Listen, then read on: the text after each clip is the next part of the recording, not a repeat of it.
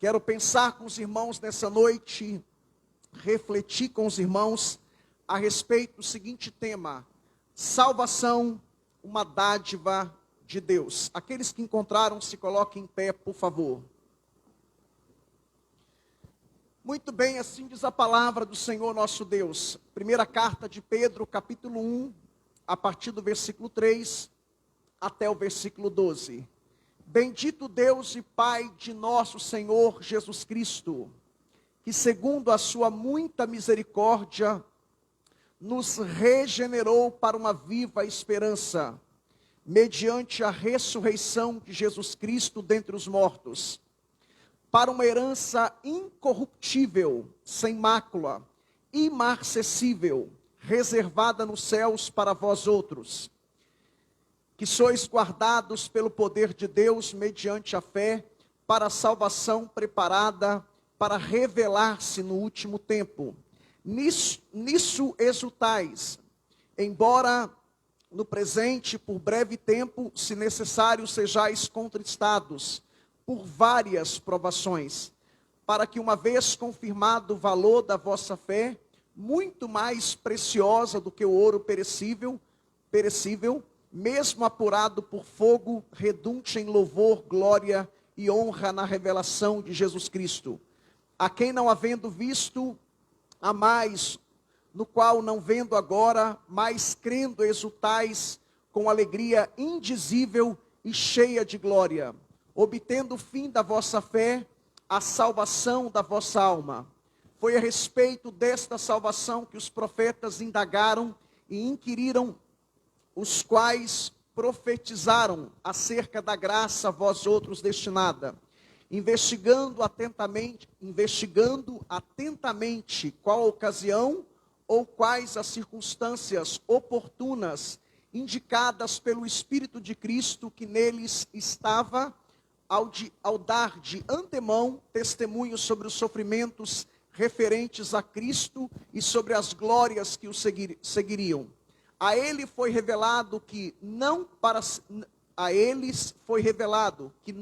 si mesmos, mas para vós outros, ministravam as coisas que agora vos foram anunciadas por aqueles que pelo Espírito Santo enviado do céu, vos pregaram o Evangelho, coisas essas que os anjos anelam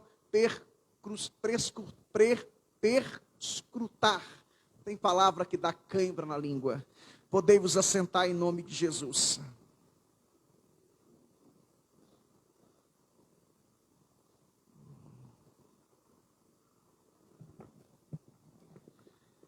Meus irmãos, é muito importante dizer nessa noite que essa carta escrita pelo apóstolo Pedro, ela foi escrita por volta do ano 63 até o ano 67 da era cristã.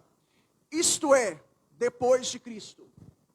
Os irmãos devem se lembrar, os irmãos devem se recordar o que aconteceu no dia 18 de julho de 64, na cidade de Roma. O famoso incêndio de Roma. Dos 14 bairros de Roma, 10 bairros foram destruídos pelas chamas, pelo fogo. 6 dias de incêndio e 7 noites de incêndio. Somente 4 bairros não foram atingidos pelo incêndio, pelo fogo. Bairros esses que eram bairros que moravam nesses bairros judeus e cristãos. Nero então faz o quê?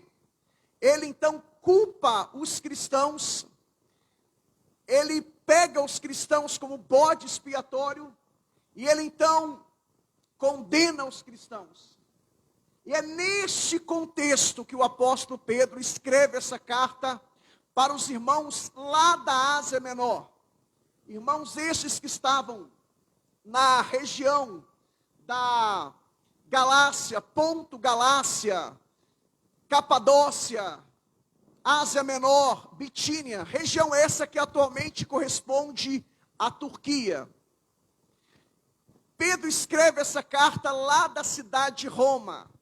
E Pedro está vendo diante dos seus olhos os cristãos sendo perseguidos, torturados, mortos de diversas maneiras e formas, como por exemplo, eles estavam sendo devorados por feras, eles estavam sendo crucificados, eles estavam sendo colocados como tochas humanas nos postes da cidade de Roma, para iluminar a cidade de Roma, e eles eram queimados vivos.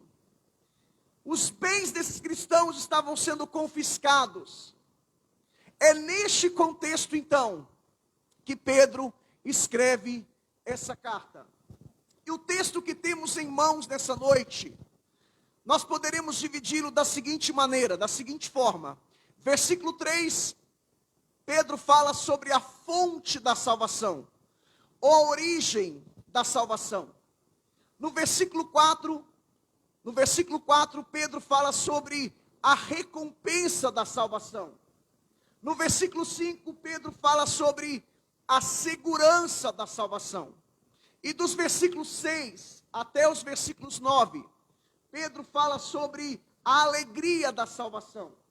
E nos versículos 10 até o versículo 12, Pedro fala sobre a salvação no Antigo Testamento profetizada pelos profetas. Bom, tendo dito isso, eu chamo a sua atenção então para o primeiro ponto, versículo 3, aonde Pedro trata sobre a questão da origem, da fonte da salvação. Versículo 3, olha o que diz o versículo 3. Bendito o Deus e Pai de nosso Senhor Jesus Cristo, que segundo a sua muita misericórdia, nos regenerou para uma viva esperança, mediante a ressurreição de Jesus Cristo dentre os mortos. Eu chamo a sua atenção, irmãos, porque Pedro está escrevendo para cristãos que estavam sendo perseguidos, mortos, e a perseguição aqui não era local, era uma perseguição já em todas as províncias do Império Romano. Pedro, ele está escrevendo para cristãos que estavam sendo perseguidos, torturados, seus bens estavam sendo confiscados, estavam sendo devorados por feras, sendo crucificados. Pedro escreve para cristãos que as suas vidas, seus corpos, estavam sendo queimados em tochas nos postes de Roma, para iluminar a cidade de Roma. E Pedro começa essa carta, irmãos, no versículo 3, ele começa dizendo, ele começa com uma doxologia. Ele inicia essa carta com uma doxologia, uma oração cantada. Ele inicia essa carta louvando a Deus por sua tão grande salvação. Sabe, irmãos, e aqui eu quero fazer uma aplicação. Pedro poderia já começar essa carta consolando aqueles irmãos. E Pedro, ele bem diferente, ele começa essa carta com teologia pesada. Ele começa dizendo que esses irmãos, no versículo 1, são eleitos. Ele fala sobre a doutrina da eleição. Ele diz que nós somos eleitos por Deus segundo a presciência de Deus. Ele fala sobre a aspersão do sangue de Jesus Cristo, que nós somos redimidos pelo sangue de Jesus. Ele também fala sobre a obediência à pessoa de Jesus. E aqui no versículo 3, ele começa com uma doxologia. Ele poderia começar já confortando esses irmãos, consolando esses irmãos, mas não obstante a tudo isso, Pedro inicia essa carta com uma doxologia, com uma ação de graças, com uma oração cantada. Irmãos, que lição maravilhosa para nós. Que lição preciosa. Porque muitas vezes só chegamos diante de Deus para murmurar e para reclamar. E aqui Pedro nos ensina, irmãos, que antes de apresentarmos as nossas dores ao Senhor, antes de apresentarmos as nossas lutas, antes de apresentarmos as nossas lágrimas, antes de apresentarmos as nossas perdas, os nossos prejuízos, devemos agradecer a Deus pelo que Ele fez por nós, mediante a morte de nosso Senhor e Salvador, Jesus Cristo. Você pode adorar o nome dEle? Você pode glorificar o nome dEle? Ele começa com uma doxologia. Ele começa com uma ação de graça. E é isso que nós precisamos, irmãos. Nós precisamos ser mais gratos a Deus por tudo que Ele fez por nós, por tudo que Ele faz e por tudo ainda por quanto Ele fará por nós. Ainda no versículo 3, tratando sobre essa questão da fonte, da origem da salvação, Pedro diz que o Pai, o nosso Deus, Ele nos regenerou. O que significa a palavra regeneração? Significa gerar de novo, nascer de novo. O apóstolo Paulo diz em Efésios, no capítulo 2, versículo 1, que antes de Cristo, capítulo 2, dos versos 1 até os versos 3 de Efésios, capítulo 2, Paulo fala da nossa vida antes de Cristo. E Paulo diz que antes de Cristo nós éramos mortos nos nossos delitos e pecados. Éramos escravos do pecado, escravos do mundo, escravos do diabo. Éramos filhos da desobediência e por natureza filhos da ira de Deus. Mas nos versos 4, 5 e 6, Paulo diz que Ele nos ressuscitou, Ele nos deu vida e nos fez assentar nos lugares celestiais. E no verso 8, Paulo diz, porque pela graça sois salvos, e isto não vem de vós, é dom de Deus. Adore o Senhor, porque nós estávamos mortos, nós éramos inimigos de Deus, mas Ele nos deu vida, Ele nos regenerou, e hoje, irmãos, temos o privilégio e a honra de dizermos que somos filhos de Deus, fazemos parte da família de Deus. Agora, regeneração também significa tornar a viver, significa receber a vida de Deus. Agora você tem a vida de Deus, o Espírito de Deus mora, reside dentro de você. Se lá no Antigo Testamento o Espírito Santo era restrito a sacerdotes, profetas e reis, e ele repousava, ele pousava, é a linguagem do Antigo Testamento. No Novo Testamento o Espírito Santo, ele mora dentro de você.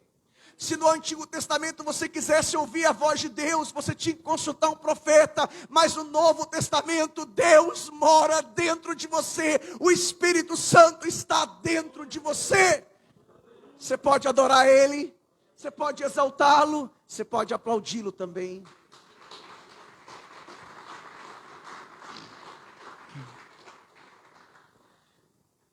Pedro diz que Ele também, além de ter nos regenerado, Ele nos deu uma viva esperança.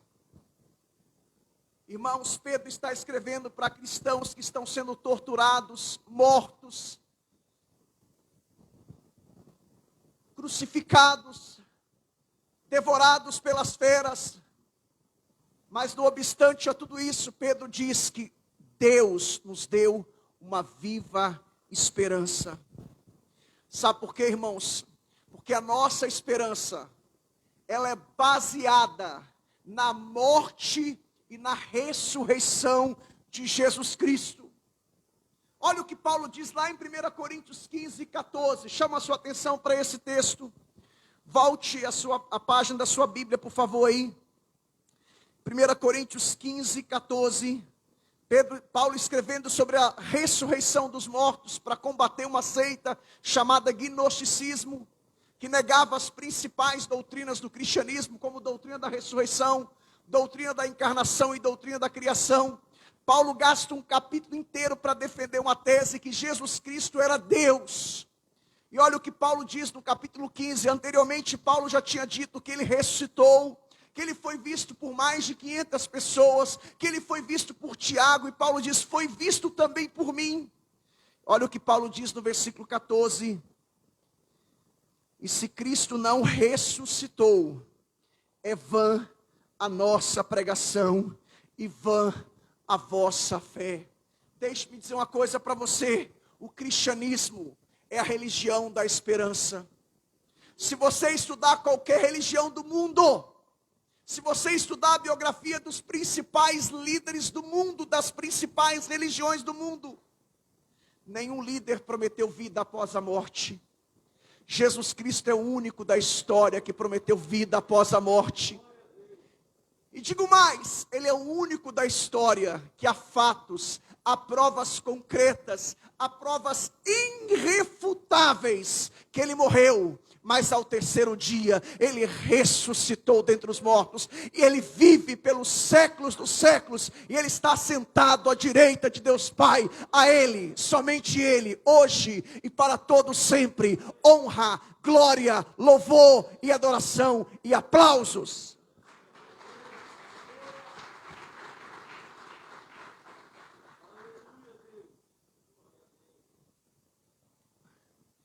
Ele nos regenerou para uma viva esperança.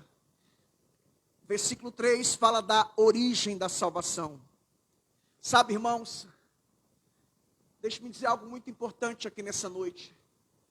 Se estudarmos a história da igreja, veremos que os cristãos que mais contribuíram, mais fizeram por este mundo, foram aqueles que mais pensaram no futuro. Todos eles, sem exceção, deixaram sua marca nesta terra, porque sua mente, seu coração estava no céu. Irmãos, nós temos uma viva esperança. Nunca antes na história da humanidade, na história do cristianismo, em 2000 anos de história de cristianismo, a gente vê diante dos nossos olhos, irmãos, as profecias bíblicas se cumprindo. Jesus está voltando. Como se diz em inglês, Jesus come back soon. Jesus está voltando em breve. Prepare-te para encontrar com o Senhor teu Deus, ó Israel. É o que o profeta Amós profetizou em Amós capítulo 4, versículo 12. Prepara-te, ó igreja, para encontrar com o Senhor teu Deus. Jesus está voltando. Essa é a nossa esperança. Essa é a nossa esperança. Temos uma viva esperança. Então não foque no problema. Não foque na luta. Não foque no presente. Foque na eternidade. Sabe o que fazia esses cristãos permanecerem firmes? E Pedro escreve essa carta para que eles, diante das perseguições, para que eles permanecessem firmes. Era a viva esperança que eles tinham, de um dia estar com Jesus eternamente. Não podemos perder essa viva esperança, irmãos. Quantos já perderam? Quantos não acreditam mais na volta de Jesus? Quantos não acreditam mais? Desculpe. Que Jesus vai voltar. Ele está voltando, irmãos. E um dia estaremos com Ele para sempre. Para sempre. Precisamos ser menos humanos. Esses cristãos, os maiores cristãos da história, eles olhavam para o futuro. Eles sabiam que tudo era passageiro. E que um dia eles estariam com Cristo para sempre. Chama a sua atenção para o segundo ponto. Versículo 4. Se no versículo 3 Pedro falou sobre a fonte, a origem da salvação, no versículo 4 ele fala sobre a recompensa da salvação. Olha o que Pedro diz no versículo 4. Para uma herança incorruptível, uma herança imaculada e uma herança imarcessível. Olha o que o versículo ainda continua dizendo. Versículo 4. Reservada nos céus para vós outros. Irmãos, aqui Pedro está falando sobre a recompensa da salvação. Esses cristãos que tinham perdido tudo, porque os seus bens foram confiscados.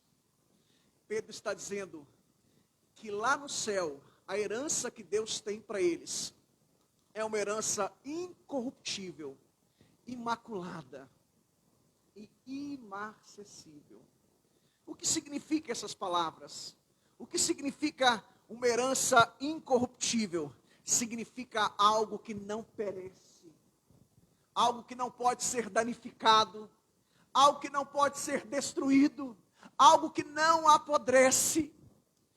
É isso que Deus tem reservado para a sua igreja. É isso que Jesus Cristo tem reservado para a sua noiva. Uma herança incorruptível. Sabe, irmãos, a gente vê em muitos redutos chamados igrejas evangélicas, os pastores pregando um falso evangelho, um evangelho héteros, conforme Paulo diz em Gálatas capítulo 1, versículo 6, ou seja, um evangelho adulterado, falsificado. Estão pregando o evangelho da teologia da prosperidade, evangelho da teologia do coach, o sincretismo religioso, o pragmatismo religioso. Mas aqui, irmãos, a gente vê Pedro falando de uma herança, não aqui na terra, mas uma herança no céu. Deixe-me dizer algo para você, em lugar nenhum do Novo Testamento você vai encontrar isso. Jesus Cristo nunca prometeu riquezas, Ele prometeu salvação. Se você quer ficar rico, como diz o doutor Augusto Nicodemos, trabalhe, estude e se qualifique. Trabalhe, estude e se qualifique. O que Deus diz na sua palavra é que Ele vai abençoar o trabalho da vossa mão. O que Deus diz na sua palavra é que o homem viverá do suor do seu rosto. E que quem não trabalha, Paulo escrevendo aos Tessalonicenses, ele diz, quem não trabalha, que não coma. Essa é a promessa do Senhor, que Ele vai abençoar o trabalho da vossa mão. Mas a herança que Deus tem reservado para a igreja do Senhor é uma herança incorruptível, que não pode ser danificada, destruída, que não perece, que não se perde, que não se apodrece. E Pedro diz que essa herança também é uma herança imaculada. O que significa essa palavra, irmãos? Significa algo sem mácula, sem mancha, sem defeito. É algo que não pode ser destruído, danificado também. É essa herança que Deus tem reservado para mim, para você. Uma herança imaculada, uma herança sem mancha, sem mácula, sem defeito. E por fim, Pedro diz que a herança que o Senhor tem para a igreja dele é uma herança imarcessível. O que significa essa palavra, irmãos? É a ideia de uma flor que nunca murcha. É a ideia de uma flor que nunca murcha e que nunca perde a sua beleza. Essa é a herança que Deus tem para a igreja dele. Essa é a recompensa que o Senhor tem para mim e para você. Uma herança incorruptível, imaculada e imarcessível. Você pode adorar o Senhor?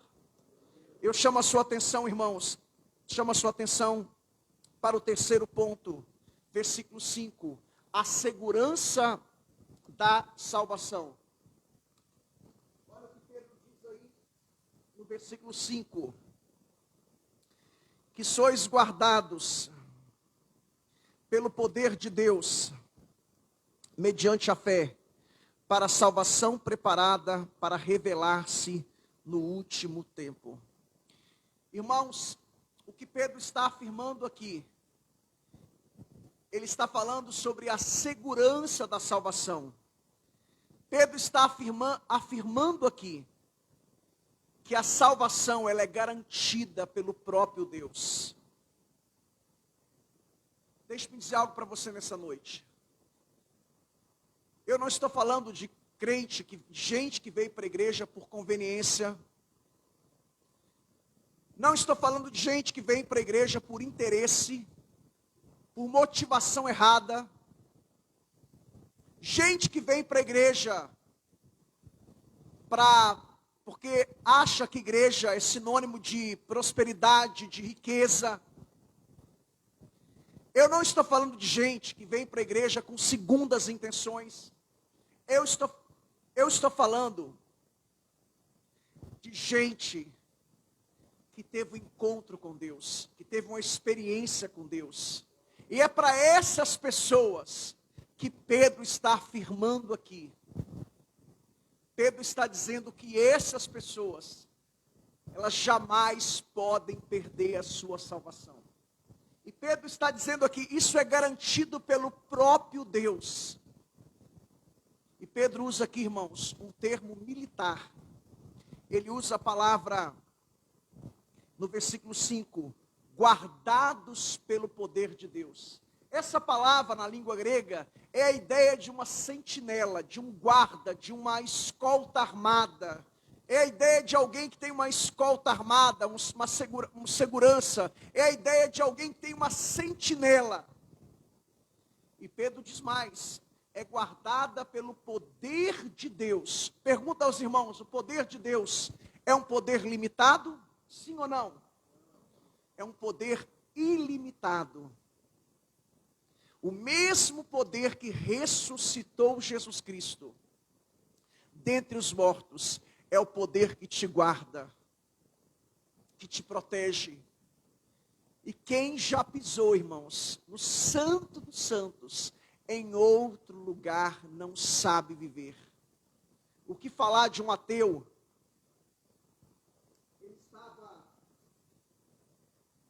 fazendo um discurso na Praça da Sé, é isso? Em São Paulo? Ele estava fazendo um discurso, isso nos anos 80, isso é uma história verídica, tá? Eu li isso em algum livro. Ele estava fazendo o seu discurso e defendendo a ideia de que Deus não existe. E de repente juntou aquela multidão para ouvi-lo. Era um homem muito culto, muito inteligente, muito preparado. E as pessoas o aplaudiam. As pessoas ficavam assim, atônitas, perplexas. E de repente aquele homem disse, olha, se porventura alguém aí na plateia, no meio do auditório que quer debater comigo, eu vou dar a oportunidade. E de repente aparece um senhor simples, humilde, estava vindo do seu trabalho. E ele diz, eu vou debater com o senhor. Ele diz, pois não, a palavra está com o senhor. Ele diz, não, pode continuar falando, quero ouvi-lo por mais alguns minutos. E aquele senhor simples, que aceitou o desafio de debater com aquele homem culto, inteligente, tirou da sua mochila uma laranja, tirou o seu canivete, começou a descascar a laranja, e depois começou a chupar aquela laranja. E aquele homem olhava lá e dizia, esse homem é louco, esse homem é doido, olha o homem que quer debater comigo.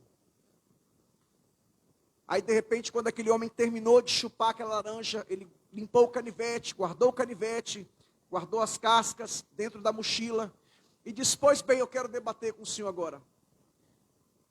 A palavra está com o senhor. Eu quero fazer uma pergunta para o senhor. A laranja que eu provei, que eu chupei, é doce ou azeda? Aquele homem culto disse, olha, eu já percebi que desde a hora que você chegou, que você é louco, você não é normal. E ele diz, você que chupa a laranja, eu que tenho que saber o gosto, o sabor, se é doce ou azeda. E ele diz, muito bem, a sua resposta é exata. Ele diz, como que você quer falar de Deus, que Ele não existe? Você nunca provou de Deus. E aí ele deu o seu testemunho. Eu era um traficante, eu era um usuário de drogas, eu era um alcoólatra, era um péssimo filho, um péssimo marido, um péssimo filho. Fui presidiário, mas um dia Jesus Cristo me salvou. Eu provei de Jesus, e Ele mudou, Ele transformou a minha história.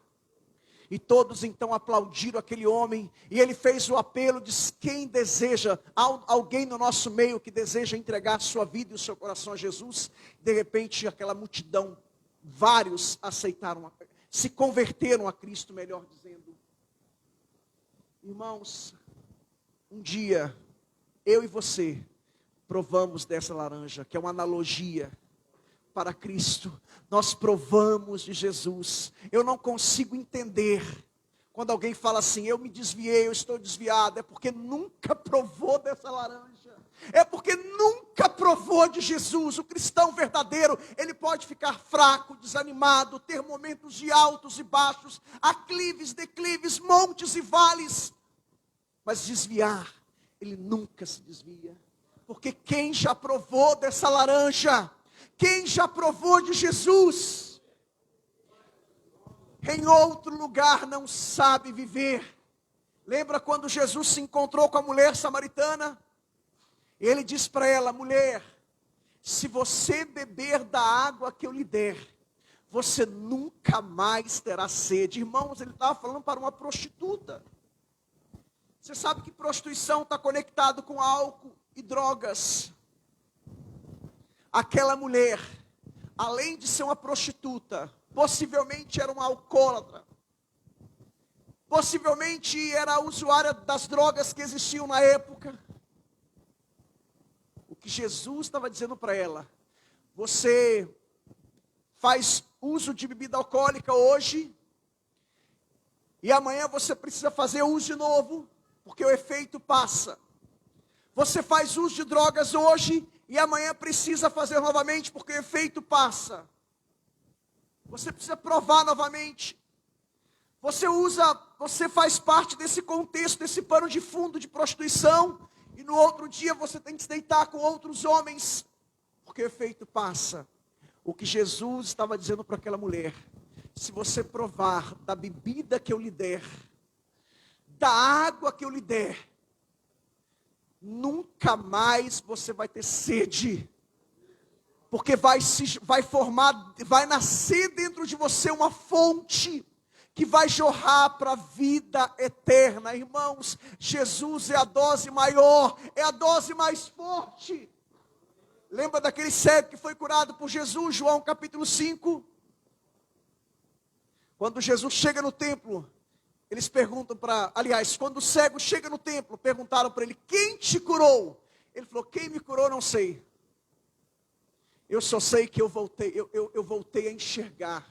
Eu sei que eu era cego e agora eu vejo. Meus irmãos, é isso que Jesus fez na minha vida e na sua vida. Eu era cego e agora eu vejo. Eu era morto e agora Ele me ressuscitou. E Ele me fez assentar em lugares celestiais. Esse texto, versículo 5, diz que Deus nos guarda. É a ideia de uma sentinela. É o Salmo 121. O guarda de Israel não dormita, não dorme. Ele te guarda de dia e de noite. Ele guarda, Ele abençoa a tua entrada, a sua saída. É o Deus do Salmo 121 que nos guarda. Olha o que diz o Evangelho de João, capítulo 10, versículo 28, irmãos. Eu dou-lhes a vida eterna, Jesus dizendo, e nunca hão de perecer, e ninguém as arrebatará da minha mão. Ninguém pode tirar das mãos do Senhor Jesus as ovelhas que foram compradas por um alto preço. Ninguém. Portanto, irmãos, não precisamos temer, pois ninguém poderá nos arrebatar das mãos do Senhor Jesus. Você pode adorar o Senhor por isso? Chama a sua atenção para para o quarto ponto da mensagem. A alegria da salvação. Versículos 6, 7, 8 e 9. Olha o que diz o versículo 6. Nisto exultais, embora no presente, por breve tempo, se necessário, sejais contristados por várias provações. Irmãos, as provações são várias. É isso que Pedro está dizendo. E essa palavra aqui, várias, na língua grega, é a palavra poikilos. É a ideia de várias cores e vários tipos. Pedro está dizendo que esses cristãos devem se exultar. Embora no presente por breve tempo, se necessário, sejais contristados por várias provações. Pedro está dizendo que esses cristãos estão passando por várias provações, de vários tipos, de várias cores. Mas eu tenho uma palavra para você nessa noite, uma palavra de Deus. A mesma palavra poikilos, que aparece aqui no versículo 6, para várias provações, é a mesma palavra que aparece em 1 de Pedro, capítulo 4, versículo 10, na palavra multiforme. Abra sua Bíblia em 1 Pedro 4, 10, por favor. 1 Pedro 4, 10. A palavra multiforme aí é a palavra poikilos. Olha o que Pedro diz no capítulo 4, versículo 10. Servi uns aos outros, cada um conforme o dom que recebeu, como bons despenseiros da multiforme graça de Deus. A palavra multiforme aí é a palavra poikilos. Da palavra multiforme, ou seja, vários tipos, várias cores da graça de Deus. Sabe o que Pedro está dizendo, irmãos? Que não obstante, apesar de passarmos por várias provações, por várias tribulações, para cada provação que você e eu passamos, para que nós passemos, melhor dizendo, para cada provação que você passa, que você enfrenta, Deus tem uma graça para você. A graça de Deus te assiste. Para cada provação, para cada tribulação, a graça de Deus te assiste. Há uma graça de Deus para enfrentar cada prova. E não há prova, irmãos, que não tenha a graça de Deus. Lembremos de Paulo. 2 Coríntios capítulo 12. Paulo diz em 2 Coríntios capítulo 12. Ele diz que ele recebeu um espinho na carne. E ele orou 3 vezes, pedindo a Deus que tirasse esse espinho na carne dele. Qual foi a resposta de Deus para ele? A minha graça te basta. O meu poder se aperfeiçoa na sua fraqueza, melhor dizendo. O meu poder se aperfeiçoa na sua fraqueza. Deixe-me abrir um parênteses aqui. O mesmo Paulo, que quando chegou na cidade de Éfeso, Atos capítulo 19, por ocasião da sua 3ª viagem missionária. O mesmo Paulo que por intermédio das mãos de Paulo, Deus realizava milagres, sinais, prodígios e maravilhas. Ao ponto que os lenços de Paulo as pessoas tocavam e eram curadas. O mesmo Paulo que Deus usou para fazer uma revolução na cidade de Éfeso. É o mesmo Paulo que escrevendo a sua 2ª carta a Timóteo, no capítulo 4, versículo 18, 19 ou 20, ele diz: eu, Paulo, deixei Trófimo doente na cidade de Mileto. Trófimo era um amigo, um parceiro, um colaborador do ministério de Paulo. Mileto era uma cidade próxima à cidade de Éfeso. Paulo diz: eu, Paulo, deixei Trófimo doente na cidade de Mileto. É o mesmo Paulo que quando recebeu a visita de Epafrodito, um dos líderes da igreja de Filipos, lá na cidade de Roma. É o mesmo Paulo que diz que Epafrodito, quando chegou lá, ele contraiu uma doença na viagem de Filipos até Roma, um percurso de aproximadamente 2.000 quilômetros. Ele ficou doente nessa viagem. E Paulo diz que quando ele chegou em Roma, ele ficou doente. Paulo orou por ele, Deus não curou. E Paulo diz, escrevendo aos Filipenses, e Epafrodito quase morreu. É o mesmo Paulo que escreveu na sua primeira carta a Timóteo, capítulo 5, versículo 23, ele diz para Timóteo tomar um pouco de vinho medicinal por causa das suas frequentes enfermidades no estômago. Deixe-me dizer uma coisa para você. Nem sempre Deus vai nos curar. Muitas vezes Ele vai dizer assim, a minha graça te basta, o meu poder se aperfeiçoa na sua fraqueza. Nem sempre Deus vai te conceder o que você está pedindo. Mas digo para você nessa noite, Ele te dá graça, Ele te dá poder para enfrentar as tribulações, os sofrimentos e as provações. Jesus Cristo diz, eis que estou convosco todos os dias até a consumação dos séculos. Nós não estamos sozinhos, irmãos. A graça de Deus nos assiste para cada prova, para cada tribulação, para cada sofrimento. Graça, graça, graça. Desemprego, graça de Deus. Enfermidade, graça de Deus.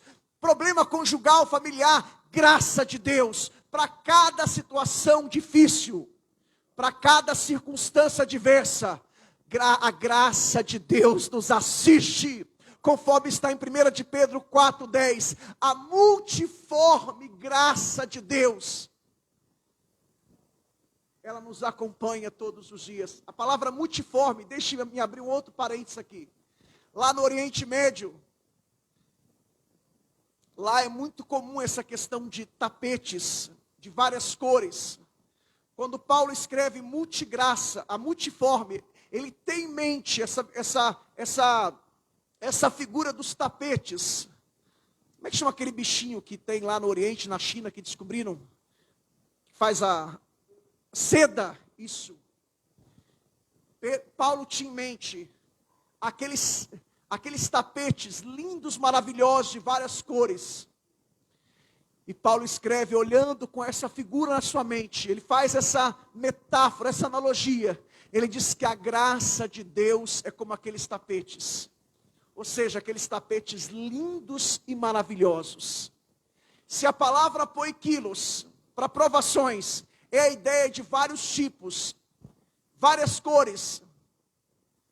A palavra multigraça é a ideia de que Deus, para cada dia cinzento da sua vida, Ele tem uma cor que vai brilhar e que vai realçar e que vai sobressair aquela cor cinzenta. Para cada provação, a graça de Deus te assiste.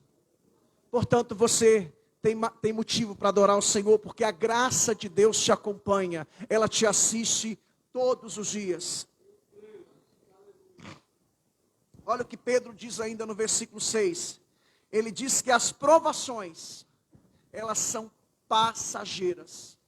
Deixa-me dizer uma coisa para você. Toda prova, ela tem prazo de validade. Ela tem começo, meio e fim. Pastor, eu estou desempregado. Você não vai ficar desempregado a vida inteira. Na verdade, eu defendo uma teoria que crente não fica desempregado. Ele fica de férias para buscar o Senhor. Amém? Tem alguém desempregado aí? Crente fica de férias para buscar o Senhor. Pedro está dizendo que as nossas provações, elas são passageiras no versículo 6. Sabe, irmãos, Deus não permite que as provações durem para sempre. Essa prova que você está passando, é claro que nós vemos contexto diferente. O contexto aqui é um contexto de perseguição, de morte. Bens sendo confiscados, cristãos sendo crucificados, cristãos sendo torturados, sendo devorados por feras, sendo colocados como tocha para iluminar as noites, homens sendo queimados vivos. Mas o que Pedro está dizendo aqui, irmãos, é que essa sua prova, essa sua luta, que você está enfrentando nessa área específica da sua vida, de repente pode ser uma perseguição no trabalho, de repente pode ser uma calúnia, uma difamação, um mal-entendido. Essa prova, essa luta, essa prova tem prazo de validade. Deus não permite que as provações durem para sempre. E é isso que Pedro está dizendo aqui. Mas não obstante a tudo isso, irmãos, o mesmo Pedro que diz, exultai. Exultai por quê?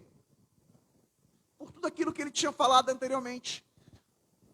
A fonte da salvação, a recompensa da salvação, a segurança da salvação. Então nós devemos nos exultar, ou seja, nos alegrarmos. E a ideia aqui, irmãos, é a ideia de você extravasar, colocar para fora. É a ideia de você, quando o seu time faz um gol, o que você faz? Você fica lá assim, gol. Nunca me esqueço, eu venho desse contexto de futebol. Nunca me esqueço da Copa de 1994. 24 anos sem um título. Nunca me esqueço daqueles gritos, daqueles berros do Galvão Bueno. É tetra, é tetra. Eu morava na cidade de Aracruz, interior do Espírito Santo. Eu jogava no time da cidade. Eu me lembro que a cidade parou. O prefeito contratou um trio elétrico. Nós fomos para a praça. Ficamos lá. Eu fiquei até 2, 3 da madrugada. Gritando. Eu saí de lá rouco. Porque eu estava exultando, feliz, alegre. Porque o Brasil tinha sido tetracampeão. O que Pedro está dizendo aqui, irmãos, é que a nossa alegria tem que ser superior ao tetra, ao penta. Por quê? Porque não se trata de uma Copa do Mundo. Se trata da maior vitória da história. Há 2000 anos atrás, Jesus Cristo morreu na cruz, mas Ele ressuscitou. E Ele morreu para perdoar os meus pecados e os seus pecados. Ele morreu para nos dar a salvação. Por isso Pedro diz, exultai, alegrai. Quando o seu time faz um gol, como é que você fica? Gol, é do Corinthians, é do São Paulo. Você faz escândalo, você grita, você se extravasa, coloca para fora. Sabe, irmãos, é isso que nós deveríamos sentir. Muitas vezes temos uma teologia muito boa, temos uma excelente ortodoxia, temos acesso aos melhores livros de teologia. Eu hoje, pela graça de Deus, tenho os melhores comentários bíblicos do mundo. Tenho um dicionário de hebraico e grego no meu tablet aqui. Qualquer palavra da Bíblia eu vou lá e teclo. E sai na hora a concordância strong. Temos uma teologia boa. Temos uma ortodoxia boa. Temos acesso aos maiores e melhores teólogos do mundo. Mas muitas vezes, irmãos, está faltando vibração. Está faltando entusiasmo. Está faltando paixão pelas almas. Está faltando fogo, brilho nos olhos, na alma. Muitas vezes estamos secos. Eu sou de uma época, irmãos, que a gente vinha para o culto com lenço. Quem é mais antigo aqui sabe disso. Eu sou nascido e criado na igreja. Pela graça de Deus eu nunca me desviei. Eu me lembro que eu era criança, eu perguntava para minha mãe, para os irmãos, por que vocês trazem lenço? Porque a gente sabe que a gente vai chorar. Irmãos, estamos na presença do Deus Todo-Poderoso. Você está no melhor lugar do mundo. O salmista Davi diz, no Salmo 126, alegrei-me quando me dissera, vamos à casa do Senhor. Para muitos vir ao culto é bater cartão, é uma questão de protocolo, é uma obrigação. Você não entendeu nada da morte e ressurreição de Jesus. Você não entendeu nada do que Cristo fez por você. Estar aqui é um privilégio, é uma honra. Deixe-me perguntar uma coisa para você. Vamos falar de um contexto do brasileiro. Se o Cristiano Ronaldo ou se o Messi aparecer aqui, qual seria a sua reação? Alguns iriam pedir uma foto. Alguns iriam dizer, ei, você pode autografar minha camisa? Alguns iam ficar assim, me belisca, será que eu estou sonhando? Porque se trata dos maiores jogadores da atualidade. Um tem 6 bolas de ouro, outro tem 5. Mas quero dizer para você nessa noite, o Messi não está aqui. O Cristiano Ronaldo não está aqui. O Romário, que é da minha geração. Ronaldo Fenômeno. Pelé não está aqui, para quem é mais antigo. Mas o Rei dos Reis, o Senhor dos Senhores, o Todo-Poderoso se faz presente nesse lugar. O apóstolo João, escrevendo as suas 7 cartas do Apocalipse, Éfeso, Esmirna, Pérgamo, Tiatira, Sardes, Filadélfia e Laodiceia, ele diz que Jesus andava no meio da igreja. Jesus está aqui, irmãos. Adore a Ele, exalte a Ele, glorifique a Ele, aplauda a Ele.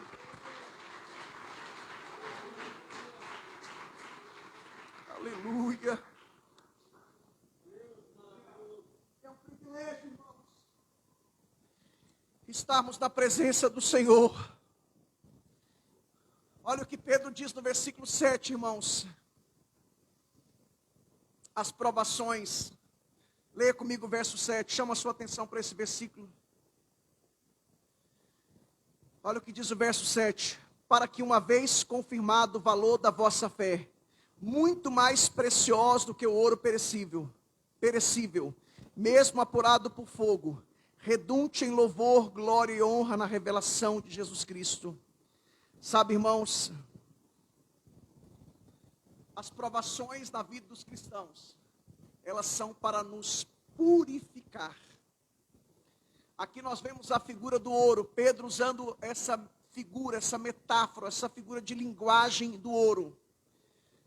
Nós sabemos que o ouro, irmãos, ele é provado, polido, refinado, com um único objetivo, para tirar, remover a sujeira e também as impurezas. Deixe-me dizer algo para você nessa noite.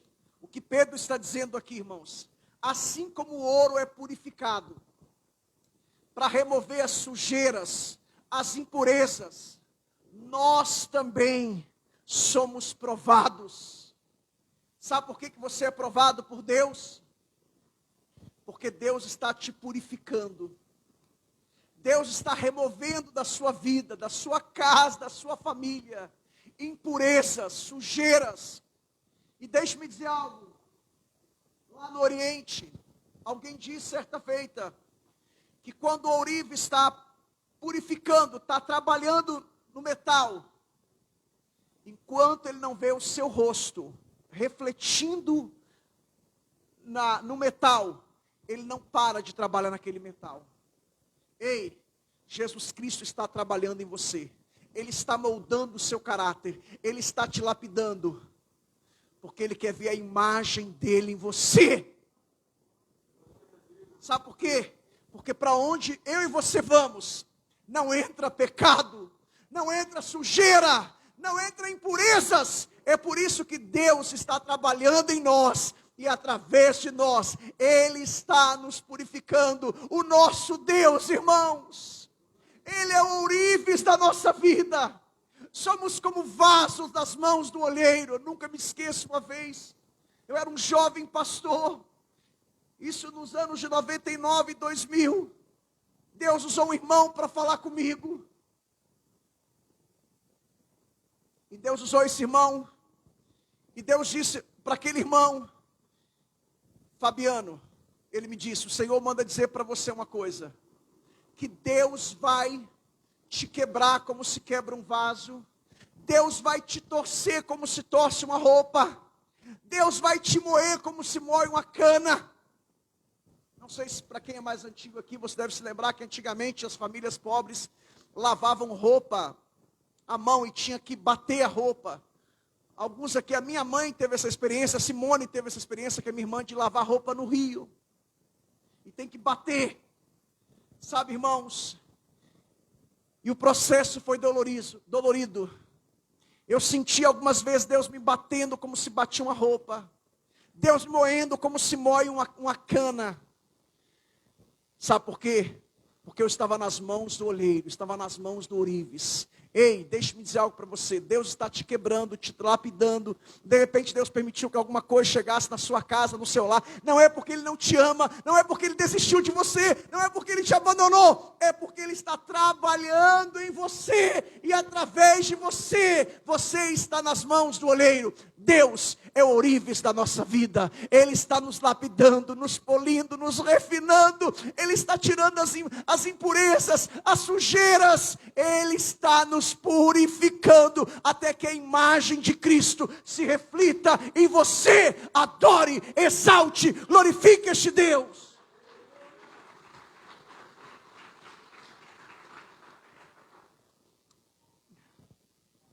Aleluia.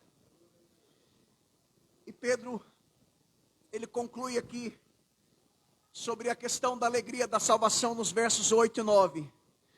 Ele diz que as provações nos preparam para o futuro.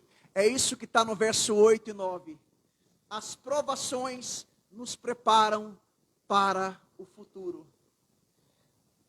Parafraseando, irmãos, as provações nos preparam para um dia estarmos com Cristo eternamente. Porque Deus não tem filho mimado, irmãos.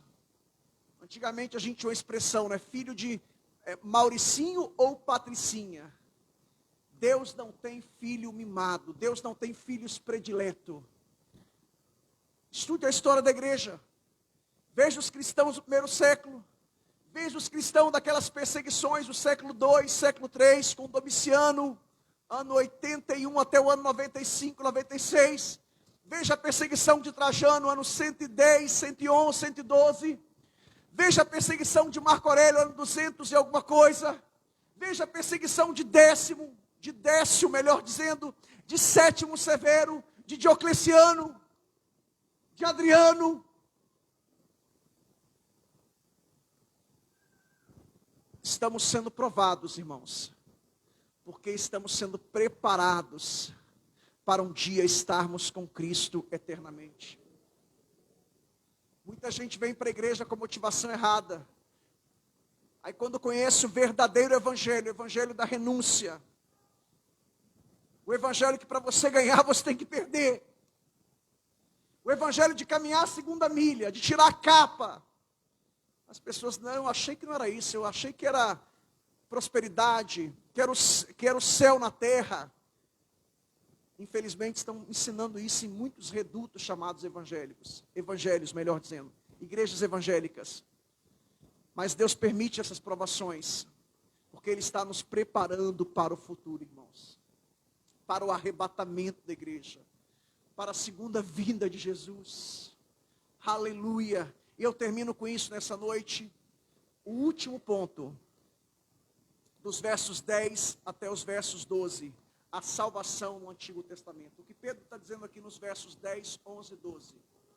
É que tudo que ele tinha ensinado, pregado, tudo que Paulo pregou, que os apóstolos pregaram, é o que os profetas do Antigo Testamento tinham pregado. Porque todo o Antigo Testamento, irmãos, aponta para Cristo.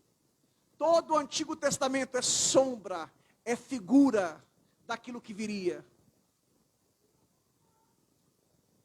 Deixe-me dizer algo para você nessa noite. Alguns aprenderam aqui que a salvação no Antigo Testamento era pela lei mosaica. Isso não é verdade. A lei, conforme Paulo diz em Gálatas capítulo 3, versículo 24, era um aio, um tutor, um mentor, um professor, um pedagogo, para instruir aquela pessoa até Cristo. E esse aio era um escravo da casa, e ele cuidava da criança até ela adquirir a sua maioridade, até ela se tornar maior de idade. E quando ela se tornava maior de idade, ela então era livre para seguir a sua vida. Quando Jesus veio, nós recebemos o nosso Cristo. E nós agora não precisamos da lei mosaica mais. Claro que a lei é importante, ela aponta para Cristo. Mas o que Pedro está dizendo aqui é que todo o Antigo Testamento, ele apontava para Cristo. Como que era a salvação então no Antigo Testamento? Como as pessoas eram salvas no Antigo Testamento? Muito simples. Pela graça. Pela graça. Deus sempre tratou o mundo à base da graça. Todos os santos da antiga aliança criam na promessa de Gênesis 3,15. Todos, sem exceção. E eles aguardavam o Messias prometido. Eles aguardavam a vinda de Jesus. A única diferença deles para nós é que eles olhavam para o futuro. E nós olhamos para o passado. Por quê? Porque o Messias já veio. Pedro diz também que os anjos desejavam ter o que nós temos. Irmãos, os anjos têm muitos privilégios, muitas regalias. Mas eles não têm o privilégio que nós temos de ser chamados filhos de Deus. A salvação chegou, o Messias chegou. Os profetas pregavam a vinda de Jesus, a morte, a ressurreição, a humilhação e a glorificação de Jesus. O Messias já veio, irmãos. Ele morreu, ele ressuscitou, mas um dia ele virá para buscar a sua noiva. Ele veio como cordeiro, mas um dia ele voltará como leão. Aleluia. Convido você a se colocar em pé. Ministério de louvor, por favor.